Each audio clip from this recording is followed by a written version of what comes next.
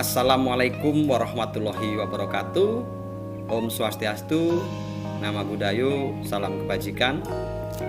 Tabi pun, salam olahraga. Mari serentak bergerak menciptakan lingkungan yang aman dan nyaman bagi anak-anak, baik di sekolah, keluarga maupun masyarakat. Stop perundungan. Ya, upaya pencegahan oleh satuan pendidikan atau sekolah. Yang pertama, adanya layanan pengaduan kekerasan atau media bagi murid ya, untuk melaporkan bullying ya secara aman dan terjaga kerahasiaannya. Yang kedua, bekerja sama dan berkomunikasi aktif antara siswa, orang tua, dan guru ya. Ada 3 pilar itu harus bekerja sama. Yang ketiga, kebijakan anti bullying yang dibuat bersama dengan siswa. Yang keempat, memberikan bantuan bagi siswa yang menjadi korban bullying. Yang kelima, pendidik dan tenaga kependidikan memberi keteladanan dengan perilaku positif dan tanpa kekerasan. Yang keenam, memastikan sarana prasarana di satuan pendidikan tidak mendorong anak berperilaku bullying. Sedangkan yang ketujuh, program anti bullying di satuan pendidikan yang melibatkan siswa, guru, orang tua, alumni dari masyarakat lingkungan sekitar satuan pendidikan.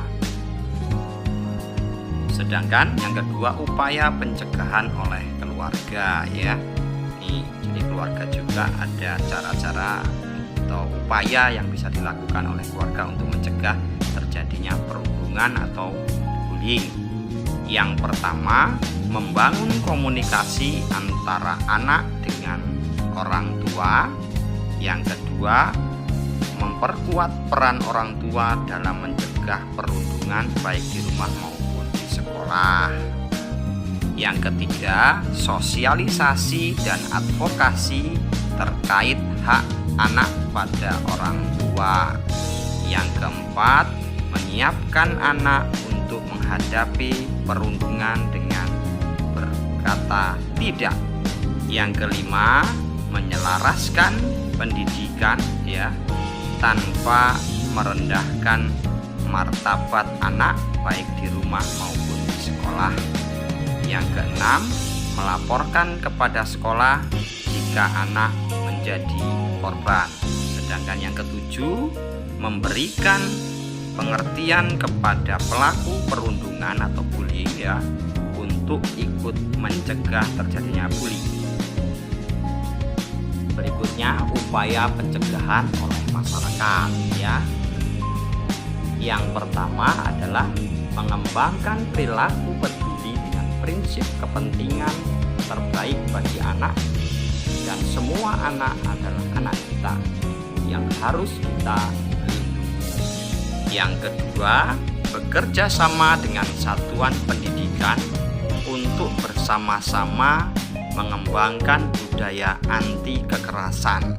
Yang ketiga, bersama-sama dengan satuan pendidikan melakukan pengawasan terhadap kemungkinan munculnya praktik-praktik bullying di lingkungan sekolah atau di masyarakat.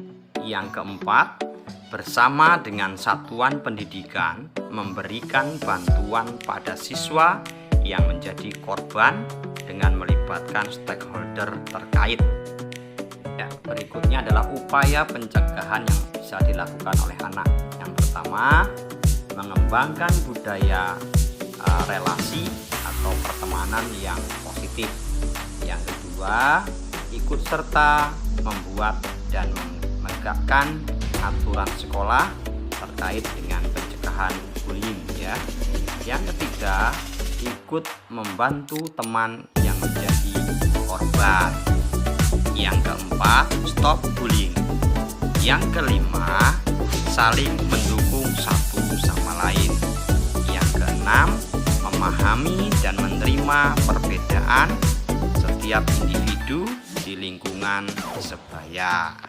Yang ketujuh, merangkul teman yang menjadi korban bullying ya. Jadi seperti itu upaya pencegahan yang bisa dilakukan oleh anak-anak ya di sekolah maupun di rumah. Nah, mari kita kenali dampak bullying ya bagi korban. Ya, jadi yang pertama dampaknya adalah kesakitan fisik dan psikologis ya.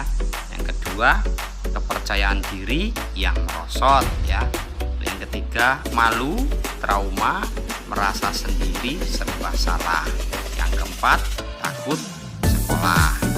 Yang kelima, korban mengasingkan diri dari sekolah. Yang keenam, menderita ketakutan sosial. Yang ketujuh, timbul keinginan untuk bunuh diri dan mengalami gangguan jiwa. Sangat membahayakan ya bagi anak-anak tentunya di lingkungan kita terutama. Nah, terus apa saja yang termasuk jenis bullying? Yang pertama, fisik ya. Memukul, melempar, menendang, menggigit ya, menendang, mencubit, terus mencakar, pelecehan seksual dan lain-lain, termasuk mendorong ya. Terus dilakukan siber atau melalui media elektronik, bisa jadi secara verbal ya. Terus non fisiknya, nah non fisiknya mengancam, mempermalukan, merendahkan, mengganggu, memanggil dengan julukan atau kecacatan fisik dan lain-lain ya. Non verbal langsung, non verbal tidak langsung, jadi ada non verbal langsung, ada non verbal itu langsung, ada juga tadi yang siber, ada juga yang verbal ya. Jadi seperti itu jenis-jenis atau bullying ya. Nah, perlu kita ketahui juga apa arti bullying atau perundungan. Perundungan atau bullying adalah perilaku tidak menyenangkan baik secara verbal, fisik ataupun sosial di dunia nyata maupun juga ada di dunia maya yang membuat seseorang merasa tidak nyaman, sakit hati dan tertekan lah ya, baik dilakukan oleh perorangan ataupun kelompok ya. Jadi kita perlu berhati-hati dengan bullying ataupun perundungan, karena banyak faktor ini kita dianggap sebagai perundungan. Maka untuk itu kita harus kenali arti perundungan itu sendiri. Nah, setelah kita tahu apa itu perundungan atau apa itu bullying, alhamdulillahirabbil alamin. Kita stop perundungan. Saya tutup. Wassalamualaikum warahmatullahi wabarakatuh. Mengalami, ya. Salam olahraga.